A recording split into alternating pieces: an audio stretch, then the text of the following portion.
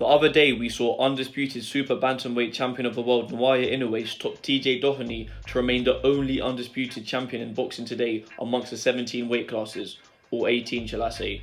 Now we all speak about how there are too many world titles in boxing, and the fact that there is only one undisputed champ across the weights right now is an indictment of that. But what if there were 3 undisputed world champions right now? Most divisions would obviously still have multiple world champions, but 3 divisions only having 1 champion would be much better than just 1, right? Well, I'm sure you can all see where I'm going here. You see where I'm going? Yeah. So in this day and age, you of course need to have 4 belts to be considered undisputed champion of a division. The WBA, WBC, IBF and WBO world titles. Now funnily enough, literally about 6 weeks ago as of this recording, we did have 3 undisputed champions in boxing. Of course Inoue being one of them, and the other 2 being Canelo Alvarez and Alexander Usyk. And it so happens that Canelo and Usyk both lost their claims to being undisputed champion by losing hold of the IBF versions of their titles in their respective divisions. And both still hold the other 3 major world titles in their division, deeming them as mere unified champions. So yes, Canelo's upcoming fight with Edgar Berlanga will not be an undisputed world title fight, much like Usyk vs Fury 2. So let me get into why they both lost hold of those IBF belts for those who don't already know. So I'm sure everyone watching this video would know they didn't lose it in the ring, or they would have lost their other belts. But I didn't use the word stripped because Usyk technically vacated his IBF title rather than being stripped. And it really is commonplace that an IBF champion vacates their title because there is a better option out there rather than to fight their IBF mandatory. And I'll get into a couple more examples after covering Usyk and Canelo. So Usyk was of course the undisputed heavyweight champion of the world. So for this I'm going to have to talk about the movement of belts in the heavyweight division in the past several years to provide context for this. Sorry, this will be a long one. You know I love waffling about heavyweight, but I will get into Canelo and his mandatory after. If you're only here for the Canelo situation, check the timestamps and skip forward to that. So since 2018, 3 of the 4 versions of the heavyweight title have been unified together, meaning there have only ever been either 1 or 2 heavyweight champions of the world at a time for the last 6 years, differentiated to some other weight classes that have had 4 champions at a time. The heavyweight division has been a slow moving division in general, so with 3 of the belts always being unified, the mandatory heavyweight title fights have been few and far between. Well, before Usyk vs Fury won earlier this year, the WBC heavyweight title hadn't even been unified with any of the other 3 major belts in the division for 22 years, and their enforced mandatories have still been few and far between, on top of the lack of unifications, but the WBC is a whole separate conversation. Now, boxers are ordered to fight a mandatory challenger about once a year by a single governing body, but there are exceptions for unified and undisputed champions of course. So to show you how scarce they can be, understandably of course, I'll run down every single heavyweight mandatory title fight since AJ became unified WBO, WBA and IBF heavyweight champion in March of 2018 after defeating Joseph Parker in that unification fight. So the first one was AJ's very next fight in September of 2018. This was his WBA mandatory defense against Alexander Povetkin. AJ would successfully defend his title in a KO victory. The next mandatory fight was Deontay Wilder's WBC heavyweight title defense against Dominic Breazeale, which Wilder won by knockout to keep the belt. The next one came in December of 2020, AJ's mandatory IBF title defense against Kubrat Pulev.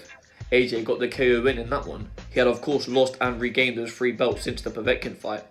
Then came AJ's first WBO mandatory title defense against Alexander Usyk in September of 2021, and Usyk would win that fight to become the new unified champ.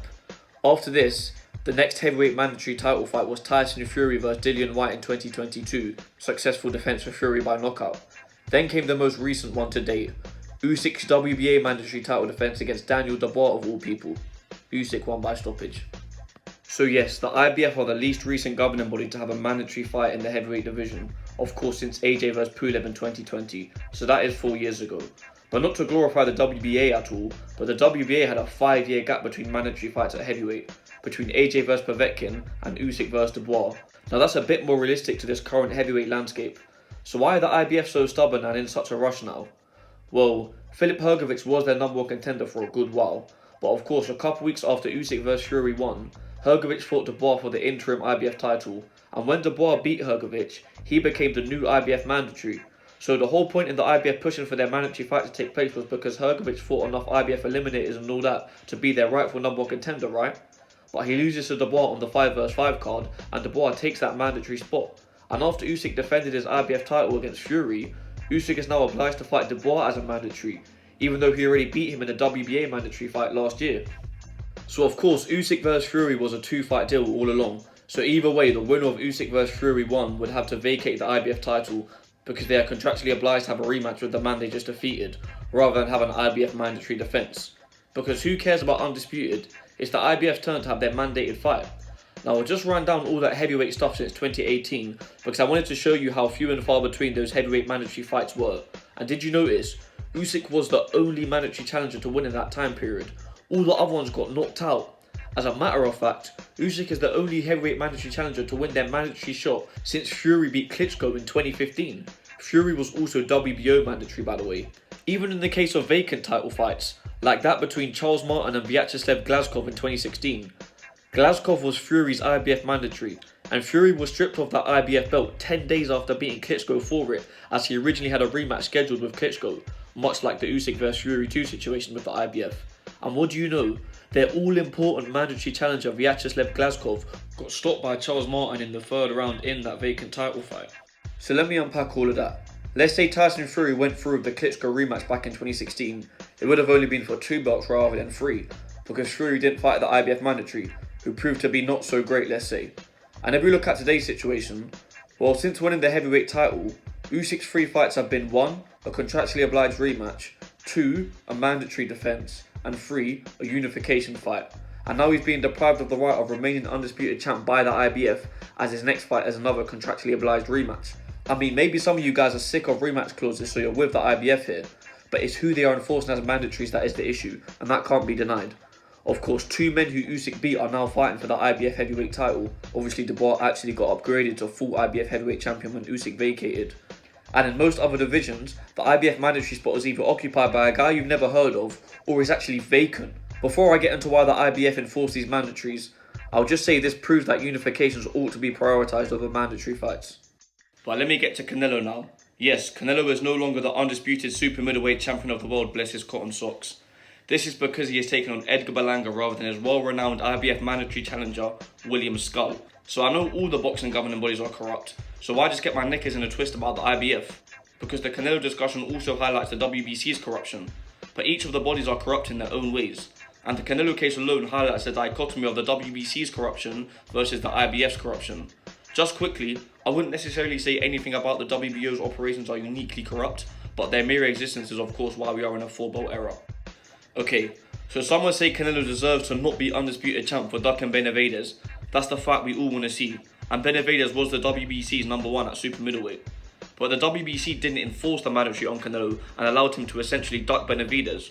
So weird, innit? WBC mandatories often seem to be the guys we actually want to see fight the champ, but the WBC seem to pick and choose when they enforce the mandatories.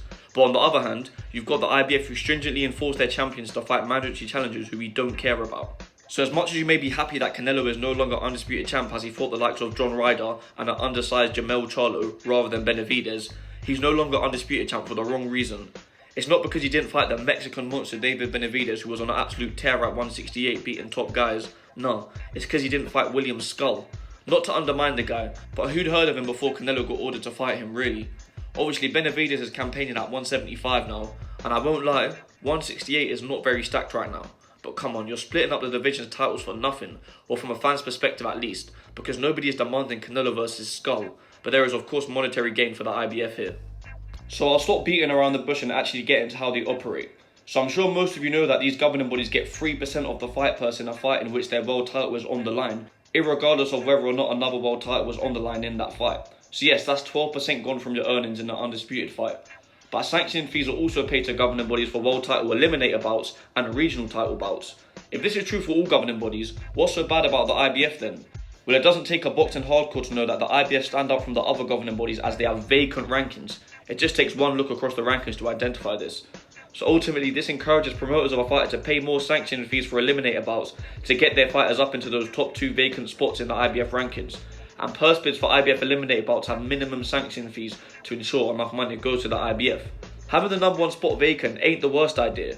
You know, having to fight another ranked guy in an eliminator to get that mandatory spot. But you essentially have to buy your way to either a #1 or #2 ranking.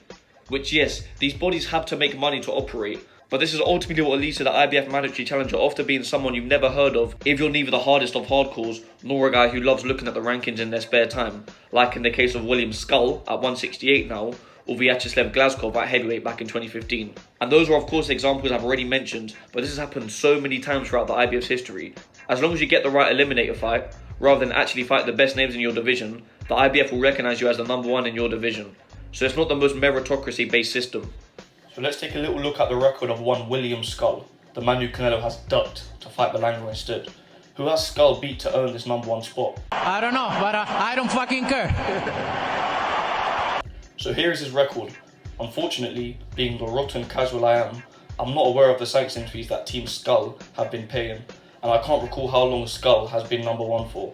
But I can point you to the IBF's rule that a fighter must win a 12-round eliminator bout to earn either a number one or number two spot in the IBF rankings. But look at William Scull's last 3 fights, 2 8-rounders and a 6-rounder. But before those 3 fights came a 12-rounder, and before that was a 10-rounder in which he won the IBF Latino super middleweight title. So we can infer from that Scull's promoter paid the necessary sanctions fee to fight for that regional belt and get a nice high ranking in the IBF, probably top 5. Then fought that 12-round eliminator bout for the number one spot. So it took 2 fights against Denev Diaz and Evgeny Shevchenko to become Canelo's mandatory challenger. That's just going off of Scull's record and the IBF rule set. And since then, he of course fought those 2 8-rounders and the 6-rounder while holding that number one spot. Those who have followed Scull's career closer than I have, do let me know if that's not exactly how he got the number one spot. But again, that's what the rules would tell me. Now I know this is world boxing and it's not just about the big names in America and that, but who seriously thinks William Scull can beat Canelo now? And yes, I know Canelo was ordered to fight him months ago, but let's say the actual demand for that fight isn't very high. Yes, we'd all rather see Canelo vs Benavidez than Canelo vs Berlanga, but I would personally rather see Canelo vs Berlanga than Canelo vs Scull. But that's just me maybe. At least from Canelo's perspective, he himself can have a big money Mexico vs Puerto Rico fight against Berlanga and not need to fuss about the IBF. But for the other stars who earn a shot against Canelo or even move divisions for a super fight with him will now be deprived of the opportunity to beat Canelo for all the glory because Canelo didn't fight Scull. Much like Tyson Fury is deprived of winning the undisputed title in his rematch against Usyk. But of course, if Fury does beat Usyk, then fights the winner of AJ vs Dubois for undisputed, then I won't be complaining at all, but I wouldn't bet on that. Now sticking to Usyk vacating, some weirdos actually admire the IBF for standing on business and being strict with their enforcements, which yes, we'd love that from the WBC, and I know I'm sounding like a broken record here, but the strict enforcement is only a good thing if their mandatories are again people who we want to see fight the champ, and in most cases with the IBF, they are not. Now because Usyk signed a 2-fight deal with Fury, and the IBF's rules do actually specify that they will not hold out 3 matches, Usyk is stripped of their belt. But we all know we'd rather see an undisputed heavyweight title fight rematch still be for that undisputed title. We just got our first ever 4-belt era undisputed heavyweight champion, and it's being taken away from us straight away. And rematches are a legendary thing in boxing, definitely in heavyweight boxing as well. But as long as the IBF are around, we can forget about undisputed title fight rematches. And in terms of them standing on business, well, they have a rule that their champion must be given 60 days notice for fighting a mandatory. I mean, I don't know how new that rule is, but you guys know I've waffled about governing bodies in past videos. And if you watch my videos, you might remember the whole thing about Dariusz Michalczewski opting to vacate his IBF light heavyweight title in 1997, as after he won that belt off Virgil Hill, he was ordered to fight the IBF mandatory William Guthrie just 4 weeks later. That's less than 60 days, by the way. So then William Guthrie was fighting Darren Allen for the vacant IBF light heavyweight title literally a month after Michalczewski beat Hill for that same belt. Well, of course, there was more deep-rooted politics involved in that. So if you want to find out about that whole situation, then I'll leave a link in the description to that video. Another very recent example of a fighter opting to vacate the IBF title rather than defend his title is when current IBF cruiserweight champion Opetaia vacated that belt in December of last year. Yeah. So Opetaia won that belt off Myris Bradis back in 2022 and had made one defense of the title in September 2023. Then he had signed to fight Elizoro in December of 2023. Now the opponent himself, Elizoro, was not the big opportunity for Opetaia here, but this was to be Opetaia's Riyadh season debut. So a nice big payday and a chance to showcase himself on that stacked Boxing Day of Reckoning card. But he ought to be fighting his IBF mandatory instead, of course, especially given that it was the only belt that he held. But guess who Opetaia's mandatory was? Myris Bradis, the very man he beat to win that belt. And at the time, that loss was Bradis' last fight. Yes, despite the IBF ruling unified the undisputed title fight rematches because it's part of their rules, they also have a history of mandating rematches that is only for their belt. I point you guys back to the IBF stripping George Foreman in 1995 for not rematching Axel Schultz. But the problem here ain't even that Bradis was mandatory off the basis that he lost to Opetaia in a close fight. The big problem here is that Bradis was injured when Opetaia signed to fight Zorro, and at the time the fight took place. So rather than make a voluntary defense against Zorro and get a nice big payday, Opetaia was expected to wait for a guy who he'd already beat to recover from injury. The IBF actually made this ruling that Opetaia wasn't to have a voluntary defence in the meantime once the Zorro fight was already made. And Opetaia had to vacate the title on fight week leading up to the Zorro fight. But fast forward to May of 2024 now, Opetaia's very next fight on the undercard of Fury Usyk 1, he rematched Breedis and the vacant IBF title was on the line anyway. So what were the IBF even doing in December 2023? Were they just trying to stamp their authority down and make a point? Alright, I don't want to make this video too long, but I just wanted to provide a bit of context to the fact that both Canelo and Usyk's next fights will not be for the undisputed titles of their respective weight classes. Of course, the Canelo fight is coming up very soon as this video comes out. I know I waffled on a bit earlier about the chronology of mandatory heavyweight title fights, and that wasn't fully on topic to the IBF alone, but I just wanted to sort of portray how out of pocket that IBF ruling on Usyk was, given the recent landscape of the heavyweight division. And there was some decent trivia in there, you can't lie.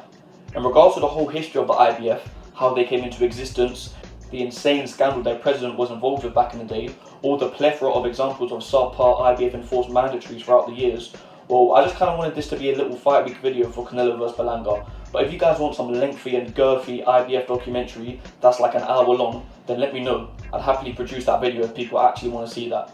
In regards to what happens to the IBF super middleweight title now, well, it's likely that William Scull versus whoever is available to fight him in the IBF super middleweight top 15 will take place in a vacant title fight in the near future. Will I watch that William Scull vacant title fight when it happens? Sure, it's a world title fight, but I'd rather we just had an undisputed champion. And let's say magically Canelo wanted Benavidez after Berlanga, and Benavidez came back down to 168 for it, it wouldn't even be an undisputed world title fight because of all this. Also, in regards to this ruling for Canelo to have an IBF mandatory super middleweight title defence, if I'm not mistaken, Froch vs Groves 2 was actually the last IBF super middleweight mandatory defence, and that was also an IBF ordered rematch, funnily enough. So that means there hasn't been an IBF super middleweight mandatory defence in over 10 years. But Canelo is stripped now for not fighting William Scull. Insane.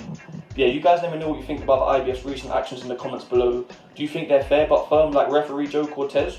Or are you tired of all their malarkey? Or are you indifferent to it because you don't care about what belts are attached to the big fights? Maybe you have peace of mind and you just care about the fight itself.